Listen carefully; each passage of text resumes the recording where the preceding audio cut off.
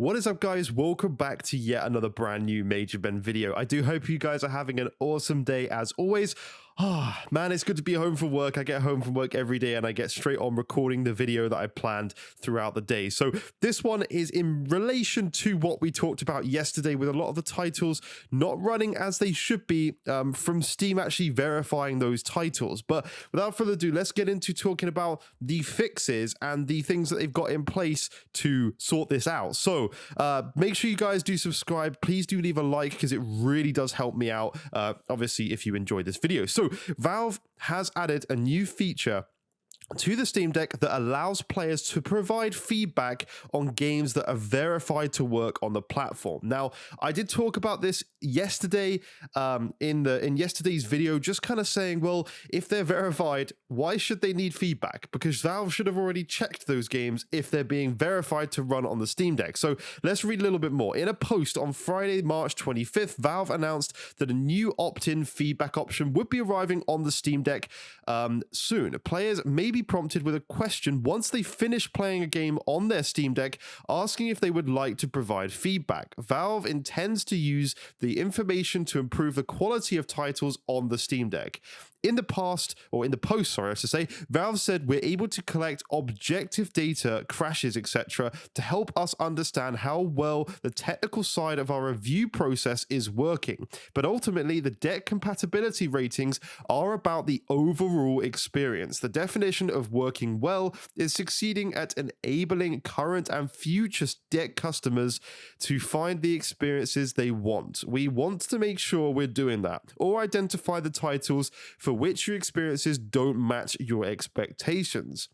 Once players have opted into the feedback, they will be asked questions about the games they have played once they finish a session. An example was given for Portal 2, in which players would be asked if the experience matches with Valve's testing, which found that the game is verified for the Steam Deck. The data provided from these yes/no questions will be combined with other sources, such as crash reports and other data, to help Valve data mine, I've been using that term so much recently, determine which games need improvements and what can be done to enhance the experience. Valve also states that it has only been a month since the Steam Deck launched, and that is it, just getting started basically. Valve is just getting started. So this is really positive. I want to talk about the positive side first. This is fantastic that Valve has enabled this kind of process for us guys to review the games, people, not me actually, people who have the Steam Deck already, to finish playing a gaming session of Red Dead Redemption 2 on Steam Deck,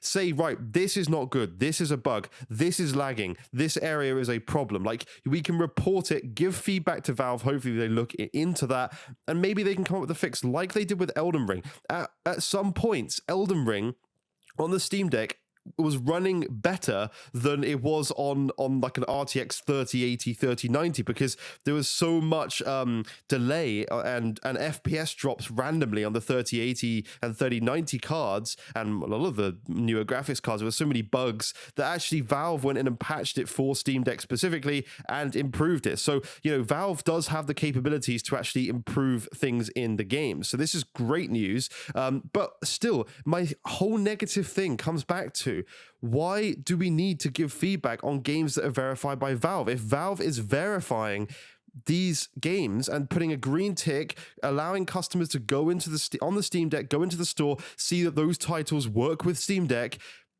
and they're not working perfectly with Steam Deck, and there are serious game-breaking bugs with some of these games as well. So, why is that even needed in terms of the ones that work? Surely once a title's verified, that should be removed off their system. They've checked it. It doesn't need to have any feedback from customers, because you're not going to want to do a survey thing every time you finish playing a game. It's going to annoy you after a while. If the game is verified by Valve, why are you being asked on the performance of the game?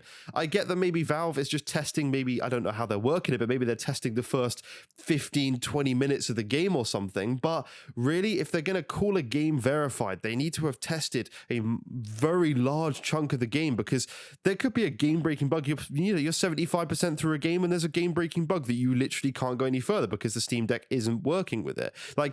It's not acceptable, in my opinion, to put a green tick, say it's working and perfect with the Steam Deck, and then suddenly you're hours into your playthrough on a game like Elden Ring and it didn't work, for example. Obviously Elden Ring is fine, but there could be games that you're hours into and you can't finish it because it doesn't work on that device. And some people who are buying the Steam Deck maybe don't have a gaming PC who can just then carry on where they left off. Like, that's not the case for everybody. Some people I've seen on my own YouTube videos in the comments are buying this as their first PC system. I actually had a guy who was watching my streams recently telling me how this is his first look into PC gaming. Like, he has no games on Steam. He's created a Steam account. He's waiting for his deck. This is going to be the first device he buys stuff on. So, you know, in the end of the day, there are people in this scenario who are using this as a brand new system. This is the only system they play on.